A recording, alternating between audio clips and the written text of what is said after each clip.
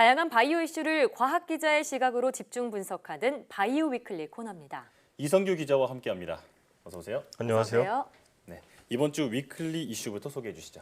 이 코로나19 바이러스 집단 면역 형성과 관련한 소식부터 전해드리겠습니다. 예. 앤서니 파우치 미국 알레르기 전염병 연구소 소장이 백신이 개발돼도 미국에서 집단 면역이 형성되지 않을 수 있다고 경고했습니다. 다음 이 코로나19 퇴원 완화 조치에 대한 우려의 목소리인데요.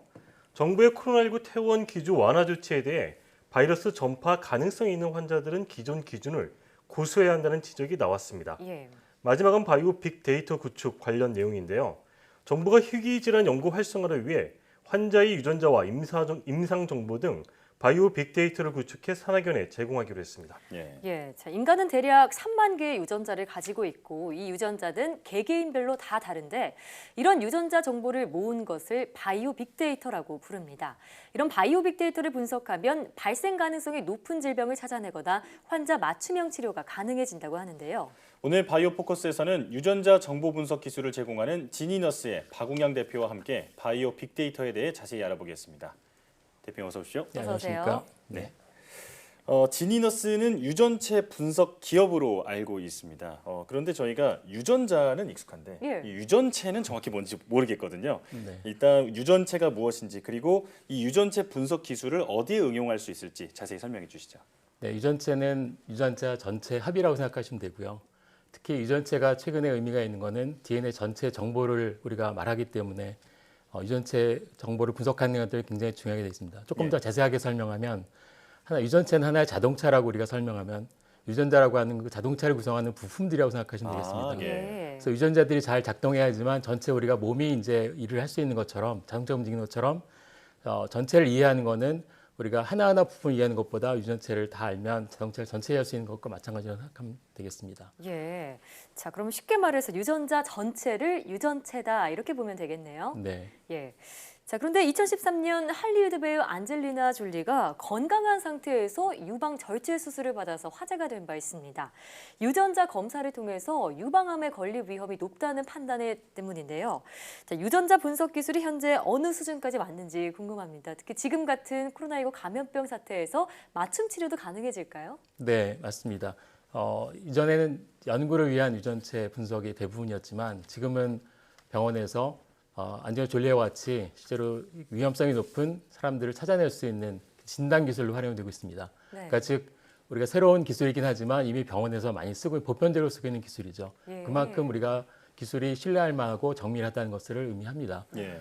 병원에서 우리나라에서는 2017년부터 건강보험 급여가 적용되면서 많은 환자들이 이미 그런 혜택을 받고 있고요. 그렇군요. 예, 그것도 그 대부분의 목표는 표적항암제 치료에 답을 찾기 위해서 유전자 분석을 합니다. 예. 기존에 가령 예를 들어서 유전자 하나씩 분석을 하게 되면 저희 답을 찾을 수 있는 환자들이 10%밖에 지나지 않는데 유전체 전체를 그러니까 500개, 1000개 유전자를 분석하게 되면 답을 찾을 수 있는 40%까지 올라갑니다. 그렇게 올라가군요. 네.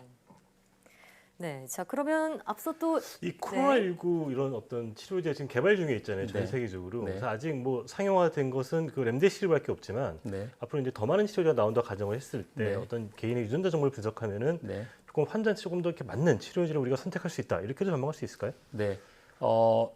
답은 먼저 맞다고 생각합니다. 예. 왜냐하면 실제로 지금 중화항체라는 치료 방법이 있는데 사실 중화항체가 잘 드는지 안 드는지 정확하지는 않습니다. 근데 그 이유는 바이러스가 계속 변화하기 때문에 이런 것들이고요.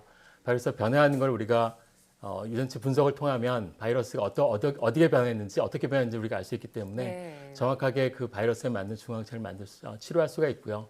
또 한 가지는 저희가 환자의 이 면역세포를 분석하면 중화항체를 만드는 항체를 만들 수가 있습니다. 예. 근데 기존의 방법에 의하면 저희가 항체를 만드는 세포를 열심히 스크리닝해서 그 선별 검사를 통해서 우리가 찾았는데 지금 세포 하나씩 분석하게 되면 중화항체를 만드는 세포를 정확하게 찾을 수 있고요. 대략 한두 달 정도면 그 중화항체에 대한 항체를 찾을 수가 있습니다. 저희 지너스에서도 그런 일을 좀 하고 있고요. 그렇군요. 현재 몇 가지 후보를 찾아서 그 치료제를 개발하기 위해서 노력하고 있습니다. 네. 그러니까 유전자 정보를 분석하면은 그 중화항체를 만드는 세포 네. 이거를 우리가 찾는데도 크게 도움이 된다. 뭐 이런 설명이었던 것 같고요. 2003년도에 이제 전 세계적으로 이 휴먼 게놈 프로젝트가 완성이 되면서 이제 굉장히 좀 낙관적인 전망이 막 쏟아졌었잖아요. 네. 그래서 이제 기하급수적으로 어떤 개인의 유전자 정보량도 만들어졌고 이렇게 많은 데이터를 분석하기 위해서는 IT 기술이 필수적이다. 그래서 이제 IT와 BT의 융합이 이제 그때부터 시작이 됐다 이렇게 볼 수 있을 것 같은데 앞으로 이제 이 IT와 BT의 융합은 더 거세질 것으로 전망이 되잖아요. 앞으로 어떤 분야가 좀 이렇게 두각을 나타낼 것이다 이렇게 전망할 수 있을까요? 네. 2003년에 유전체 프로젝트가 완성이 됐고요. 그 이후에 2015년에 오바마 대통령이 정밀유효 계획을 발표했습니다. 네. 그 이유는 충분히 유전체 분석할 수 있는 기술이 발달이 됐고요. 분석할 수 있는 방법들이 개발이 됐다는 것입니다. 그래서 그 데이터를 많은 데이터를 우리가 분석할 수 있는 IT 기술이 반드시 필요한 이유는 그 데이터를 활용하는 데에서 굉장히 중요한 분야라고 생각합니다. 첫 번째는 병원에서 하는 정밀유효에 모든 환자들의 여기 계신 분들 포함해서 모든 분들이 유전자 검사를 하게 될 거라고 생각합니다. 예. 그 많은 데이터를 빠른 시간에 진료를 보는 짧은 시간에 우리가 분석해야 되기 때문에 예. IT 기술이 굉장히 중요하고요. 두 번째는 많은 제약사들이 이미 많은 데이터를 이용해서 새로운 시약을 개발하는데 기존의 비용이 1조, 5조 걸리던 것들을 1년 만에 적은 비용으로 신약을 개발할 수 있는 찬스가 많아집니다. 따라서 우리나라에서도 그런 데이터를 이용해서 신약을 개발하는 많은 기업들이 나올 거라고 생각합니다. 그래서 앞으로 이제 그 유전자 정보의 어떤 값어치는 더 이렇게 중요해진다 이렇게 볼 수가 있을 것 같은데 네. 그래서 민간에서 이제 유전자 정보를 분석하거나 이를 활용하는 기업들이 많이 생겨났어요. 근데 네. 여러 가지 또 제약이 있는 것도 현실이잖아요. 네. 이렇게 현장에서 보실 때 좀 가장 시급하게 개선해야 될 점이 있다면은 뭐 한두 개 좀 꼽아줄 수 있을까요? 네, 최근에 개인정보보호법을 포함한 데이터 3법이 개정되긴 했습니다. 예. 근데 유전자 정보는 이 민감 정보, 그러니까 개인 식별 정보라고 분류가 돼 있어서 아직은 활발하게 데이터를 사용하는데 약간의 제약이 있습니다. 상위법에 해당하는 의료법과 생명의료 및 윤리 및 안전에 관련 법률 때문에 실제로 개인의 유전자 정보를 쓰는 거는 활용하는 거는 여러 가지 단계를 거쳐서 허가를 받고 하는 단계 그 절차가 필요합니다. 예. 산업체에서 경쟁하기 위해서 그 가장 빠른 시간 안에 그 데이터를 쓸 수 있도록 해주는 그런 제도가 필요하고요. 우리나라의 데이터가 사실 굉장히 적은 편입니다. 미국에서는 1년에 1,200만 명의 유전자 검사하고 있는데 우리나라는 10만 명이 검사를 하고 있습니다. 그러니까 예. 이 데이터가 늘어나는 속도가 사실은 차이가 많죠.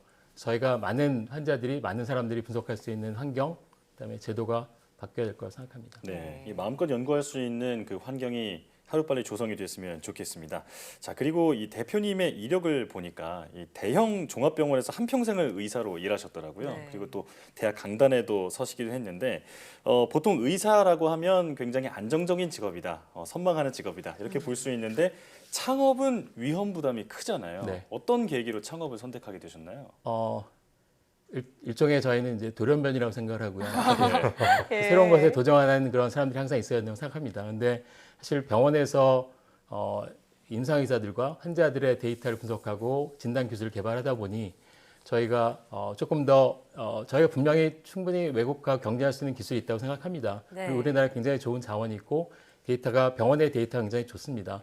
근데 그걸 활용할 수 있는 방법이 없는데 사실 연구소에서는 또는 병원에서는 대학에서는 할 수 없는 일이거든요. 그래서 회사라는 새로운 에너지가 필요하고요. 에너지를 얻어서 저희가 데이터와 기술을 활용해서 국제적인 경쟁력을 갖고 있는 그런 그 기술들을 개발하고자 합니다. 예. 자, 그런 대표님의 도전 전신 덕분에 한국인의 유전 특성을 반영한 이 지니너스의 질병 예측 서비스가 나올 수 있었다 이렇게 생각이 드는데요. 앞으로의 주요 사업 계획에 대해서도 한 말씀 해주시죠. 네. 저희가 현재는 많은 국내외 병원들과 같이 저희 유전자 검사를 서비스하고 있습니다. 네. 목표는 저희 세계에서 10등 안에 드는 유전자 분석 회사가 되는 게 목표이고요. 예. 저희 현재 기술로도 충분히 가능하지만 몇 가지 전략과 그다음에 저희 우리나라의 자원들, 우리 자산을 이용해서 전략이 좀 필요하긴 합니다. 두 번째는 장기적으로는 저희가 싱글셀이라고 하는 단일세포 분석하는 기술들을 저희가 갖고 있는데 예. 그 기술을 이용하게 되면 아까 코로나 항체를 개발하는 것처럼 예. 저희가 환자의 조직이 아니고 환자의 암세포 하나하나를 분석하게 되면 더 정확한 진단과 치료법을 제공할 수 있습니다. 저희가 그런 기술들을 이용해서 새로운 치료제, 새로운 진단 기술을 더 개발하는 것들이 저희 사업 계획입니다. 예. 자, 오늘 말씀을 들으면서 제가 이런 생각이 들었어요. 이 옷도 우리가 맞춤으로 제작을 해서 입으면 네. 잘 어울릴 뿐만 아니라 또 움직이기도 편하잖아요. 맞아요. 이런 의료법도 우리 몸을 분석해서 나에게 딱 맞는 치료법을 찾아낸다면 이 치료도 더 잘 되고 부작용 걱정도 좀 덜 수 있을 것이다. 이런 생각이 들었습니다. 자, 지금까지 지니너스 박용영 대표 그리고 이성규 기자와 함께했습니다. 오늘 말씀 잘 네, 들었습니다. 감사합니다. 고맙습니다.